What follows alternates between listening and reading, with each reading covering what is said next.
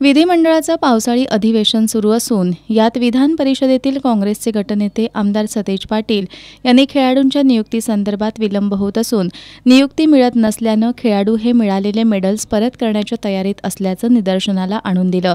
2018 मध्ये अर्ज केलेल्या खेळाडूंच्या नियुक्त्या अद्याप प्रलंबित आहेत। त्यामुळे नवीन क्रीडा धोरणामध्ये नियुक्तीसंदर्भात निर्णय घेण्यासाठी कालमर्यादा निश्चित करावी। शिवाय नवीन क्रीडा धोरणामध्ये गट क मधील नियुक्तीच्या प्रारूप संदर्भात क्रीडा संघटनांचा आक्षेप आहे। याबाबत खेळाडूंच्याही तीव्र भावना आहेत। हे लक्षात घेऊन शासन निर्णय जाहीर करण्यापूर्वी क्रीडा मंत्र्यांनी या आठवड्यात संघटनांसोबत बैठक घ्यावी अशी मागणी केली। 2018च्या अर्जाला आपण आता नवीन प्रारूप एक जाहीर केलेला आहे या स्पोर्ट्स धोरणात आणि 5% आरक्षण आपण देतो सभापती महोदय, परंतु आंतरराष्ट्रीय आणि यांना डायरेक्ट नियुक्ती देते, परंतु गट क आणि याला सगळ्यांना नियम आता नवीन बदल।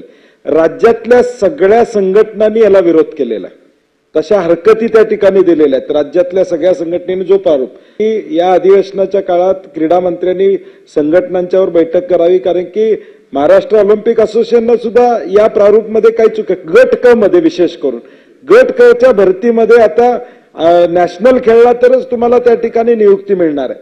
बरं, गट क ची भरती सभापती महोदय ही डायरेक्ट नियुक्ती नाही आहे, 5% आरक्षण आहे। आरक्षणात त्या परीक्षा त्याला द्यावीच लागणार आहे, परीक्षेपासून तो वाचत नाही आहे, त्यामुळे परीक्षा द्यावीच लागणार आहे। माझा स्पेसिफिक प्रश्न आहे दादा की हे पुढे GR काढण्यापूर्वी या सगळ्यांना बोलवून घेण्याची विनंती मला आपल्याला या ठिकाणी करायची आहे। यावर क्रीडा मंत्र्यांच्या वतीनं नामदार चंद्रकांत पाटील यांनी शासनाची क्रीडा संघटनांसोबत चर्चा सुरू असून त्यांना सरकारसोबत चर्चेला बोलावं अशी ग्वाही दिली।